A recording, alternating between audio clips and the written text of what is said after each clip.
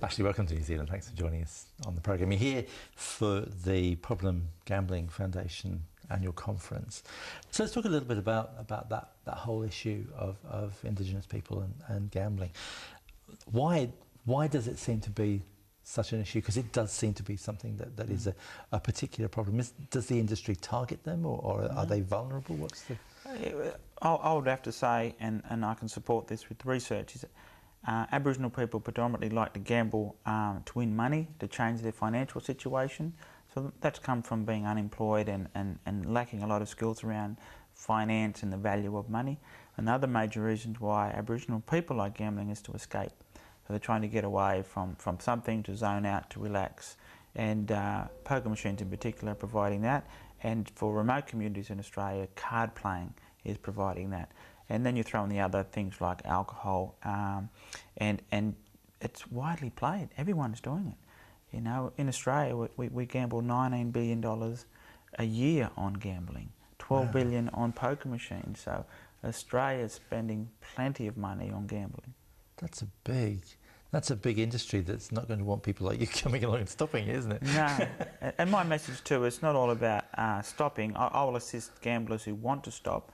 But the message for me, particularly for Aboriginal people, because a lot of the time they've been told what they can and can't do, you know, through policy and previous government decisions. So I'm all about providing information and education, and then letting Aboriginal people make the decisions themselves. So I'm really promoting safe gambling, responsible gambling, being aware of the impacts and problems it may cause, and obviously looking at you know, the family and being sure that you are looking after the children. You know, that's very important. Is there such a thing as safe gambling? Can you stop being hooked into doing more and more until eventually, as you say, the family suffers? Well, we know the majority of the population are recreational gamblers. You know, only a small percentage, you know, we can argue, but around 2% of the population in Australia are problem gamblers. So we've got programs to focus on problem gamblers, but I think we also need to ensure people are aware of responsible gambling so we can keep them in that area. You know, we don't want people progressing from recreational gambling to serious gambling to problem gambling. So, and I think Aboriginal people in particular struggle with that. So I have to try and work with our communities to say, hey, you know, once introduced to gambling, most of our people are heading towards problem gambling. We've got to teach you to stay here. Because one of the interesting things you were telling me about just before we started was that the pokie machine is not as innocent as it looks. It's not just simply random wheels turning. There's more to it than that, isn't there? Yeah, well, it's designed by very clever people to try and get people to stay as long as they can at the machine. How can I keep you playing this machine for a long period of time? And that's why people like them. The lights and the sound is obviously enticing.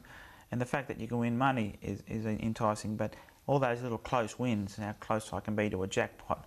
You know, if that came down there and that one came up there, I would have had the jackpot. So all those close little wins, you know, gets into people's minds about, hey, if I keep playing this, it can pay out. And it'll keep you there for a long time if you believe you can win. We hear about projects where they call it a sinking lid, where once a pokie goes away, it can't come back. I don't know, you've actually got a freeze in Australia, haven't you, on the number of pokie machines. Does that work? Is that a way of controlling it that's positive? It's a very sensitive issue, isn't it? You want the hospitality industry to provide, you know, gaming to the public. But I think there's a point in time where we've probably got enough poker machines. As you know, we've got them in pubs, we've got them in clubs, and we've got them in casinos. So my personal opinion on all is I prefer them only in a casino and probably a few clubs, because I think the hotels probably lost a lot of the real reasons why they were established. I remember growing up, you could play darts and pool and see bands, and it's had a little different of an environment to be in, and I think we've lost that a lot in Australia. Isn't that interesting? It's actually changed the face of the hospitality industry. Yeah, I know poker machines are much easier because you can put them in a room, they make money, a little supervision from staff, and it's a way it could be making people in the hospitality industry a bit lazy, rather than providing a more personable thing, which I thought pubs were designed for. We don't want to be setting up mini casinos everywhere we go, because the research again will say the access to gaming is so high that it's only going to assist people gamble more and more. And if you look at the rite of passage of young people, once they turn 18, they're heading to do that same thing of gambling like everybody else. Some will say, of course, that a lot of the pokie machines, they're run by charitable trusts, or they're raising money for charity in some way, and so they'll say, well, this is a good thing because you get the fun of gaming, and some of the money goes to charity. So that is a positive side to it. Is that a bit of a Trojan horse? Yeah, well, it's it is providing support to many charities, and I think that's wonderful. There is a lot of profit being made too from gaming, but it's like an old catch-22. The more you put, the more problems it can cause. Therefore, you've got to put the money back into solving that issue. If you have less gaming, wouldn't you have less problems? So I think it's all about finding an equal balance for those recreational players and those people who do gamble for fun, not necessarily to win money and escape and all those other reasons. If we can play in a manner that's responsible, then I think we'll have less problems. But with so many people who are disadvantaged and living in poor socioeconomic communities, unemployment, they're all risk factors, and we need to consider those people because they are vulnerable people, and if they're gambling, we need to be doing something about it. The badge on your shirt it says gambling, play it safe underneath, but the actual design means something, doesn't it? Yeah, I created this because Aboriginal people are very visual, and using our culture to get the message across. So it basically depicts that there's all forms of gambling and people choose different paths, but the circles represents families and communities, and inside those circles there's a dollar sign, and some there's not a dollar sign. Some are faded, some are quite strong, because that tells me and tells people that some families are budgeting and are aware of gambling, and some there's no money because it's left for whatever reasons, and gambling obviously can play a role, whatever form it might be. We'll take a break there, and then we'll come back and chat a bit more about you and about your work. No worries. It's a strange journey, actually. It's not one that I think I've ever come across. A professional league player, gambling counsellor. What happened in the middle? How did that come about? After footy I did school teaching, and I was then approached to do some gambling counselling, but with the gambling counselling came some teaching, so education, workshops on gambling and so forth. So I knew I'd still be in front of people providing education, but it was predominantly to adults as well, so I thought I'd have a change. Once working in that counselling service, I'd noticed that Aboriginal people weren't seeking help. That's not just at our organisation, but everywhere. So that led me to do some work with Southern Cross University in Lismore. So for 5.5 years now, we've been researching Aboriginal communities, from seeking support and help to understanding why Aboriginal people have problems with gambling. So there's many factors, but unfortunately there's only one of me in Australia which is trying to address Aboriginal gambling and working with government and working with counselling services about better providing a better understanding for Aboriginal people. And it's getting me to travel around Australia working with different government departments, service providers, and obviously Aboriginal communities. Why do you think it is people like you are so few on the ground? What is it, like a funding or lack of interest? I think it's a lack of funding across a number of states to employ Aboriginal people in gambling help services.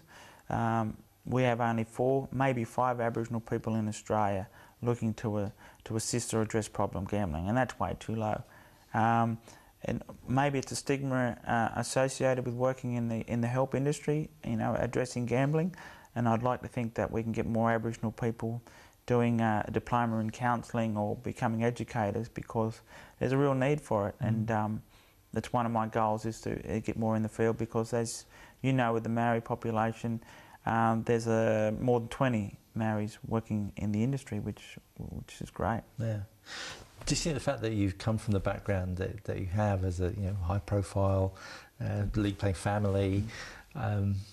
Does that open doors? Oh yeah. Yeah, Aboriginal people and communities remember footballers. Rugby league is a very popular sport in the rugby league community and in Aboriginal communities. So yeah, that assists because people can remember, but they also believe that they know you from when you played. So, and straight away the bars dropped, and open lines of communication to there straight away. So it has knocked down some barriers for me. Yeah. But at the same time, then you've got to have that credibility to be able to sit down and talk to Aboriginal communities about the serious issues, and that's when it gets difficult. I was going to say, do you find that when they get you, they actually just want to talk about games, they don't want to talk about gambling at all? That's right. So you can use your profile to break down the initial contact and the communication, but the issue I find most is gambling is such a sensitive issue, a new issue to Aboriginal communities, that people don't want to talk about, often don't want to address, and it's often seen, and I've said this many times, as an individual problem, not a community concern. So until Aboriginal people acknowledge that gambling is a problem, it's an issue in the community, only then can we move forward. At the moment, governments and people can say, let's do this, let's do that, but until Aboriginal people acknowledge the issues, we're going to struggle. Yeah. Is it frustrating? Because you must feel a bit like, with there just being, as you say, one of you, do you feel a bit like a lone voice in the wilderness? We have a few people in different areas of the state doing wonderful work, so I want to try and support them and others to come into this field, because I think it's an important field. I think gambling is going to be an issue that's going to be with us for some time. So it is frustrating, but in a way it's exciting, because it's there, there's some great people working out there that want to do the same things as myself. So I get a lot of satisfaction out of people talking to me going, you're doing a great job, you need to come back, you need to do more of these workshops, And at the beginning I was frustrated because I'm introducing a new issue.